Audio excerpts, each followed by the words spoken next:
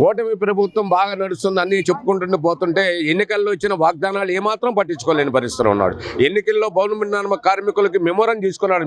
మా ప్రభుత్వం వస్తే భవన నిర్మాణ కార్మికులు మళ్ళీ సంక్షేమ పథకాన్ని మూలలో ఉన్న సంక్షేమ పథకాన్ని కూడా లైన్లో పెట్టి మొత్తం కూడా కార్మిక పక్షాన మేము సంక్షేమ పథకాలన్నీ కూడా మీకు వినియోగిస్తామని చెప్పిన అధికారంలోకి వచ్చిన కూటమి ప్రభుత్వం ఇప్పుడు ఏమాత్రం కూడా పట్టించుకునే పరిస్థితిలోనే కూటమి ప్రభుత్వం లేదు.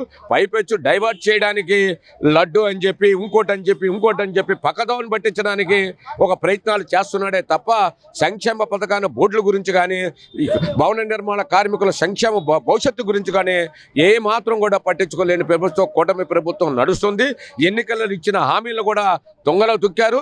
ఇదే కొనసాగిస్తే మాత్రం సంక్షేమ పథకాన్ని ఏ రకంగా అమలు చేసే అంతవరకు కూడా కార్మికుల పక్షాన మొత్తం కూడా కార్మిక సంఘాలన్నింటినీ కూడా కలుపుకొని పెద్ద ఎత్తున రాష్ట్ర ప్రభుత్వాన్ని ఎదుర్కోవాల్సిన పరిస్థితి, కార్మికుల ఆగ్రహానికి గురవలసిన పరిస్థితి ఉంటుందని చెప్పి మీ ద్వారాగా ప్రజానీకానికి తెలియజేస్తున్నాం. నేను ఏఐటీసీ నగర కార్యదర్శి. దాని బయోడేటా మనం యూట్యూబ్ ఛానల్స్లో కూడా పరకాల ప్రభాకర్ స్పష్టంగా ఇచ్చాడు.